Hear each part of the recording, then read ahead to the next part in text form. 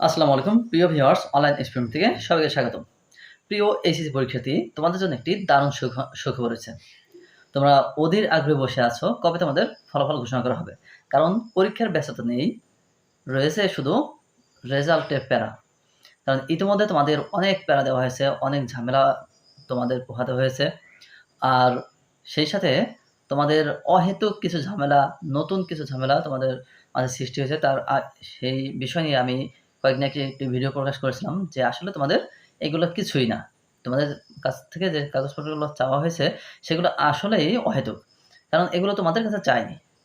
চেয়েছিল সেটি উন্মুক্ত বিশ্ববিদ্যালয় থেকে যারা পাশ করেছে বা কারিগরি থেকে যারা জেনারেল বোর্ডে ভর্তি হয়েছে, অথবা যারা 1996 সালের আগে এসএসসি পাশ করেছিল, অর্থাৎ প্রাইভেট পরীক্ষার্থী। কিন্তু অনেকে হয়তো না বুঝে হোক বা বুঝে হোক কিছুটা ঢাকা শিক্ষা বোর্ডের প্রথম নোটিশটাতে একটু অস্পষ্টতার কারণে অনেকে হয়তো বিষয়টি ভুল বুঝেছেন, তাই তোমাদের কাছ থেকে কাগজপত্রগুলো নিয়েছেন। যাই হোক, তোমরা সেগুলো জোগাড় করে দিয়েছ। এখন বিষয় হচ্ছে যে তোমাদের ফলাফলটি কবে দেবে। সেই বিষয়টি আজ ঢাকা শিক্ষা বোর্ডের চেয়ারম্যান এবং আন্তঃশিক্ষা বোর্ড সমন্বয় কমিটির প্রধান প্রফেসর তপন কুমার সরকার স্যার তিনি কিন্তু নিশ্চিত করেছেন যে তোমাদের ফলাফলটি কবে দেওয়া হবে। শিক্ষা বিষয়ক অনলাইন দৈনিক জাতীয় দৈনিক শিক্ষা .com ততটি নিশ্চিত করেছেন। সেখানে বলা হয়েছে, তিনি বলেছেন যে সব কিছু যদি ঠিকঠাক থাকে তাহলে আগামী মাসের প্রথমেই ফলাফল ঘোষণা করা হবে। কারণ ইতিমধ্যে খাতা দেখা শেষ, আর সেগুলো এন্ট্রি কাজ চলছে, ফলাফল তৈরির কাজ চলছে, এবং যেগুলো ম্যাপিং অর্থাৎ তোমাদের যে পরীক্ষাগুলো হয়নি সেগুলো ম্যাপিংয়ের কাজ চলছে। তো সব কিছু যদি ঠিকঠাক থাকে তাহলে আগামী 6 থেকে 9 তারিখের মধ্যে, অর্থাৎ অক্টোবরের 6 তারিখ থেকে 9 তারিখের মধ্যেই তোমাদের ফলাফল ইনশাল্লাহ ঘোষণা করা হবে, যদি সব কিছু ঠিকঠাক থাকে।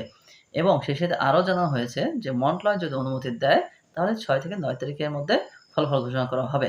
কারণ বোর্ডের কিন্তু রেজাল্ট ঘোষণা করার ক্ষমতা নেই, এটি সম্পূর্ণ নির্ভর করছে মন্ত্রণালয়ের উপর। অর্থাৎ বোর্ড রেজাল্ট সম্পাদন করার পরে মন্ত্রণালয়ের কাছে একটি তালিকা চাইবে যে কবে ফলাফলটি ঘোষণা করা হবে। নির্দিষ্ট একটি তারিখ, কয়েকটি প্রস্তাব দেওয়া হবে শিক্ষা বোর্ড থেকে। তো তার থেকে মন্ত্রণালয় যেদিন অনুমতি দিবেন শিক্ষা বোর্ডগুলো সেই দিন এক জায়গায় ফলাফল ঘোষণা করা হবে। তো সেইটিও তোমাদেরকে যথাসময়ে জানিয়ে দেওয়া হবে। কবে আসলে নির্দিষ্ট করে কবে ফলাফল ঘোষণা করা হবে সেই তারিখটিও তোমাদেরকে জানিয়ে দেওয়া হবে। তার আগে আমরা প্রফেসর তপন কুমার সরকার যে তথ্যটি দিয়েছেন সেই তথ্যটি এক নজরে আমরা দেখে নিব যে তিনি কি বলেছেন।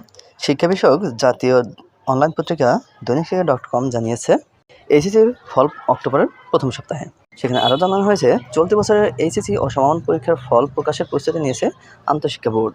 সব কিছু ঠিক থাকলে 6 থেকে 9 অক্টোবরের মধ্যে এই ফল প্রকাশ করা হতে পারে। সরকারি চাকরিতে কোটা সংস্কার থেকে শুরু করে সরকার প্রদানের দাবিতে হওয়া লাগাতার আন্দোলন ঘিরে উদ্ভূত পরিস্থিতির কারণে এবার পুরো এইচএসসি পরীক্ষা শেষ করা সম্ভব হয়নি। 13টি বিষয়ের মধ্যে কেবল 7টি পরীক্ষা নেওয়া সম্ভব হয়। পরীক্ষার্থীদের দাবির প্রেক্ষিতে বাকি পরীক্ষাগুলো বাতিল করে সাবজেক্ট ম্যাপিং করে ফল প্রকাশের সিদ্ধান্ত নেয় শিক্ষা মন্ত্রণালয়। বোর্ড সূত্রে জানা যায়, পরীক্ষা হওয়া বিষয়গুলোর মূল্যায়ন প্রায় শেষ পর্যায়ে, আর বাতিল হওয়া বিষয়গুলো ম্যাপিং করা পদ্ধতি সহ একটি প্রস্তাব শিক্ষা মন্ত্রণালয়ে পাঠানো হয়েছে। সেটি অনুমোদন হওয়ার পরপরই পরীক্ষার ফল প্রকাশের তারিখ ঘোষণা করা হবে। সব কিছু ঠিক থাকলে আগামী অক্টোবরের প্রথম সপ্তাহে ফল প্রকাশের প্রস্তুতি রয়েছে। এ ব্যাপারে জানতে চাইলে আন্তঃশিক্ষা বোর্ডের সমন্বয়ক ও ঢাকা শিক্ষা বোর্ডের চেয়ারম্যান অধ্যাপক তপন কুমার সরকার বলেন, আমি আগামী মাসের প্রথম সপ্তাহে এইচএসসি ফল প্রকাশের প্রস্তুতি গ্রহণ করেছি, তবে পুরোটাই নির্ভর করছে শিক্ষা মন্ত্রণালয়ের সিদ্ধান্তের উপর। প্রিয় শিক্ষার্থীবৃন্দ, আমরা তাহলে দেখে নিলাম যে তোমাদের ফলাফলটি কবে দেওয়া হবে। সেই আর প্রফেসর তপন কুমার সরকার তিনি যা বলেছেন আমরা সেটিও দেখে নিলাম। আর ফলাফলটি সঠিক সময়ে জানার জন্য অবশ্যই আমার চ্যানেলটি সাবস্ক্রাইব করে রাখবে, যথাসময়ে সঠিক ভিডিও যাতে তোমরা সাথে সাথে পেয়ে যাও, সেই শুভকামনায় রইল। সবাই ভালো থাকো, সুস্থ থাকো। আল্লাহ হাফেজ।